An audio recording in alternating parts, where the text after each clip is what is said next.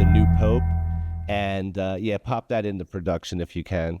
There we go. Pope smoke. So Pope smoke. And so what happened? Boom. Yes, boom. So what happened is we saw the green smoke, and then we knew that there was a new pope, and we were hoping that the pope, who's an American pope, we were hoping that he's going to be cannabis friendly, especially because he's an American pope. He's from Chicago. He's from Chicago. I mean, Chicago's cannabis friendly, right? Right. And I mean, let's go green pope. Let's go green pope. Look, judging by the smoke, we can see the conclave is into the cannabinoids. That Right. is enthusiastically smoking. Right. So they're not burning the ballots. They're literally they're doing bong hits and then blowing it up the chimney. Man, it's a tenuous because we all thing. know weed smoke is green. All right. So so control room, real quick, on the big screen. Why don't you show we have a picture of the new pope, guys.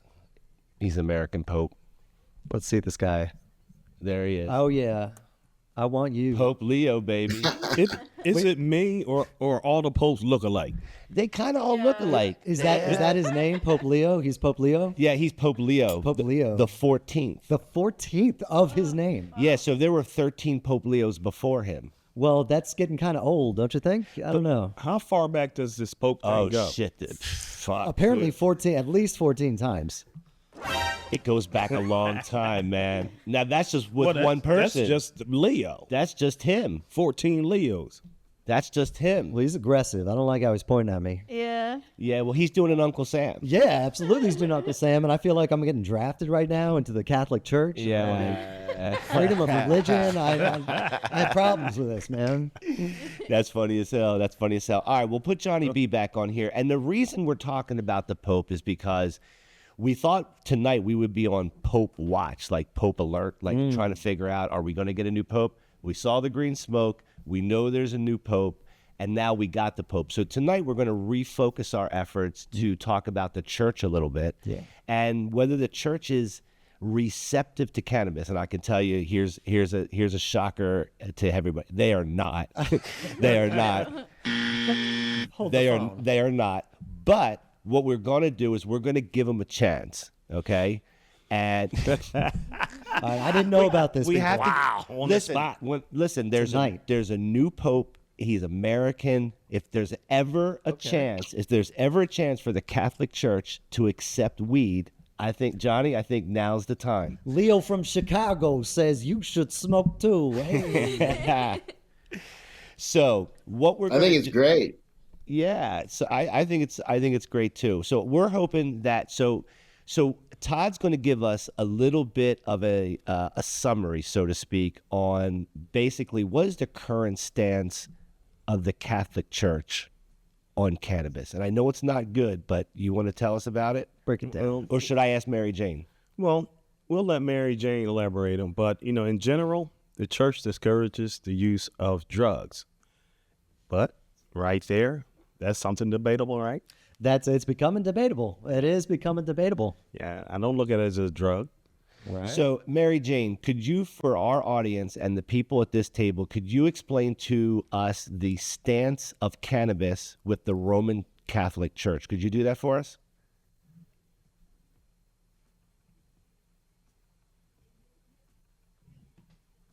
Absolutely. The Roman Catholic Church traditionally views substance use, including cannabis, through a moral lens that emphasizes sobriety, moderation, and the avoidance of harm. Officially, the Church hasn't endorsed recreational cannabis use, focusing instead on the principles of maintaining a clear mind and healthy body. However, the Church does support medical uses of cannabis if it genuinely helps alleviate suffering and is used responsibly. The stance is nuanced, often encouraging compassion and careful consideration of societal impacts rather than outright condemnation or approval. In short, while the Church remains cautious about recreational use, it acknowledges the potential medical benefits and emphasizes responsible ethical use. Okay. So I think that's the most moderate description of the Roman Catholic Church that I've ever heard, because basically they're I think what Mary Jane was saying is that they're a bit more Lenient, it sounds a little bit.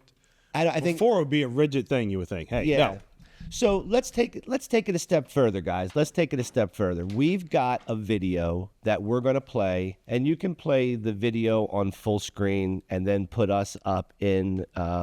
You can put us up in a smaller screen, but basically, what we're looking at, and control room, I'll give you some timestamps to work off of it. But this is a channel called Godsplaining. And there are two fathers on here that have decided to take on the topic of cannabis. Mm-hmm. And so I thought this was a good representation of what maybe the Catholic Church feels about weed. Like a like a guideline. So we can play this. I think what we should do is we'll go ahead and we'll just start it off, and we'll get an idea of what it looks like. And then I'll move you forward to some timestamps, and we'll get into, how these guys think about cannabis. So go ahead and roll it.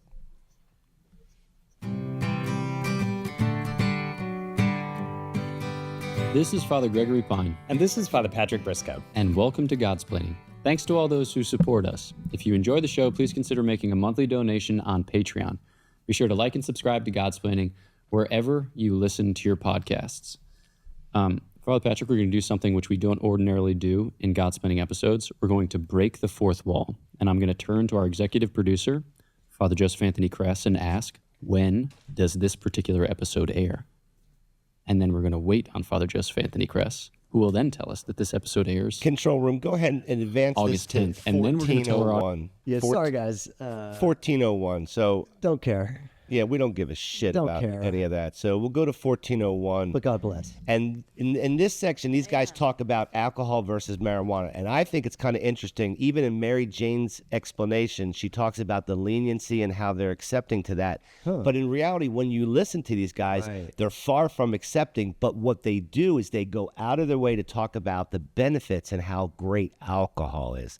So, What? and we want to kind of Get outta point. here. Yeah, we want to point this out. So, Oh yeah, bring it on. so go ahead, and if you can play it from that point, let's take a look at that. Get out of here.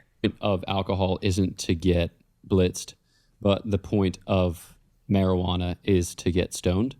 So there's a kind of different logic with which you consume.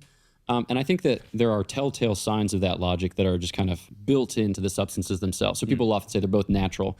But in the case of alcohol, we're talking about something that is not only natural, but it's comestible, it's nutritive. So like it's something that builds us up. It has calories, but also it has health benefits if you use it well. Pause. Yeah. Pause. Yeah. Pause. Okay. I need a minute here. Who is this fucking asshole?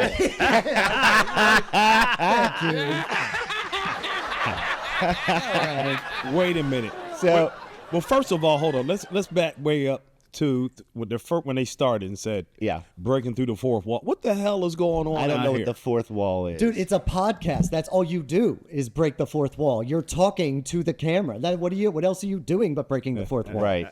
So right now, so what we just heard, guys, is they're talking about the nutritional value of alcohol. Yes. Okay. All right. So let's keep going. Yeah. Fucking nuts. People often think alcohol, cirrhosis of the liver. That's only if you drink quite a bit for a long time.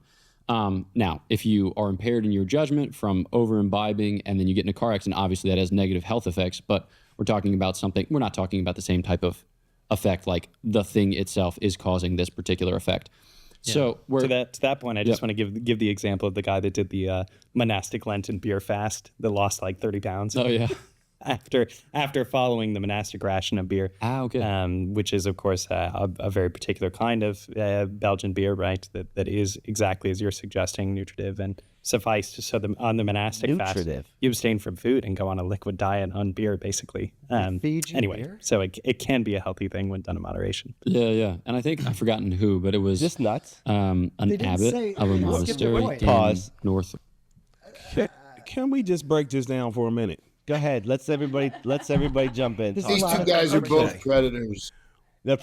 We got one guy. the take, though, yeah. The one guy looked happy as hell, soft, looked very light on his feet. Yeah. And then you got the other guy sweating his ass off like he just did an 8-ball or something. Safe to say no one's getting laid on that podcast. Ain't right? nobody getting laid up. The devil's fire is near, brothers. The devil's fire is near. Whoa. Yeah, be careful of your kids around them. Right? Right? Well, I mean, a few Belgians in, maybe their discretion's a little down. All right. Yeah, let's go. There's more, guys. There's more. That's silly. It's silly. All right, let's keep it going. Western Europe during the late 19th, early 20th century, who had like a particularly weak stomach and I think was on that fast for any number of years. So a great spiritual author, maybe Blessed Columba Marmion, he looks at the man at the controls who nods. So some of these great spiritual works were produced under the, well, not the influence in the negative sense, but were fueled by beer and beer alone. I mean, in the grace of God. But okay. The grace of God. Other things that I would... That's the quiet part out loud. You don't say that part. Like, don't tell everybody they were drunk when they wrote it. Like, come on, man. Shut the fuck up. That's appropriate. Yeah, there we go. All right, so let's do this, control room. I'm not done with this yet. Why don't we go to 2101 and then let it play through to 2330 because they talk about alcohol and courage and the goods of alcohol. You guys got to hear this shit. Go ahead. It's a red flag. It's not going up. And when you have something like decriminalization, which is, as I already alluded to, basically a nonsensical distinction from legalization. When you have something like decriminalization, you begin the erosion for the societal standard. I mean, we've seen this in marriage. Name any issue, right? You've already referenced abortion. But when we begin to give up, when we begin to look away from the goal, or from what the proper desired goods are for a society, you only see erosion. You only see a decrease. Yeah, in social mores. So for me, I have a lot of objections to even decriminalization because I think it initiates a slippery slope that's going to continue to eat away at general social expectations. Pause. Yeah, what you said there, it has me think. What is he even talking about? He's trying to explain why he's not for any type of deregulation or decriminalization. Right. And I don't know where the spot is, but this is the same guy who goes, alcohol has a very important part in the Catholic faith. And it's, listen, go to 2330 and play it from 2330. Some of this shit's nuts. Play it for the day. So I think that release of tension is at play, which is one of the things that people desire. Yeah. Apropos of those two comments, but then kind of pursuing it further, I also think of alcohol consumption, or I associate alcohol consumption with a kind of courage. You think about the man at the party who is inhibited from asking the woman whom he is interested in to go on a date because he's all bound up in himself. But after a drink or two, he finds in himself the courage. Pause. Pause. What do you have to say about this, Val? If a man approached me drunk to talk to me, no. What are you saying? What are you doing? Listen. Like, sir, Strike. go home. So he's find a job, find a career, something. Right. I'll get that. Right. So they're trying to justify the fact that you might be uptight a little bit, you might lack courage. But let me say, suggesting to drink poison doesn't seem to be very. Just even suggesting like, hey, it's okay to get messed up to overcome your inhibitions, but not that way. Like you just said, you're getting. I don't know if I can effed up. I don't know if you can curse. You can curse. It's okay. If you get fucked up, then yeah, you could do whatever you want. But don't do drugs, though. Like what do you mean? It's okay to get drunk and hit on women. That's fine. What? Get out of here. That's what they're saying. It's nuts. Pretty much, yeah. Like it's just like he's just basically saying if you don't have a personality, just give yourself a personality and then just walk up to this girl with this fake personality. And then That's when why I you're sober, say you're like, don't "How work are on you?" yourself. That's this is why I Don't said build yourself. This is why I said nobody on this podcast is getting laid because they're not doing the right things. No, not at silly. all. No. Well, they're also probably monks, so that might inhibit it. They too. look like monks. And the one guy, you see how he's kept looking up in the air when he's talking? Oh yeah, the tell. I mean, where they got like a dick hanging from his head? No, that's the tell. That's a lie. All right, so let's do this. One more. We'll put one more clip up. Go to 2641, and we'll listen to this for one more second. Deal, and to say that this is the goal, and to not back down from that, and to find new and clear ways to articulate it. Yeah. I have one kind of like wrap-up thought on that point, and then we can transition to a final segment. The wrap-up thought is that I think in order to grasp this argument, you need to have a little bit of purchase on history and tradition. Right. I live with the man, the last place where I was assigned, who is French, and who made the argument that the vines were planted in southern France in anticipation of the Lord's coming, so that he could make best use of them for the institution of the sacrament of his blood. But there's, while he was being a little bit self-consciously precious, I think that there's a sense to it. Like, as Christians, we look to the history of the church, of the church's life, as providential, and that there's, like, God takes to hand the things that he intends to use for a plan of redemption. All right, we're done with And I think we this. can say that about one. All right, so the point is they're hypocrites, and they prefer to drink poison over medicine. It's mental gymnastics. Yeah, for they sure. didn't make a strong point here. They didn't make a strong point. So I listen, at the end of the day, I hope the new pope does great, right? We always hope the well for everybody, but I don't think there's any chance that they're going to support weed in the Roman Catholic Church. Well, guess what? What? They're not going to stop us. Shit. I don't care what their view is. Right on, my man. You feel me? Yeah, I feel you. All right. I feel you.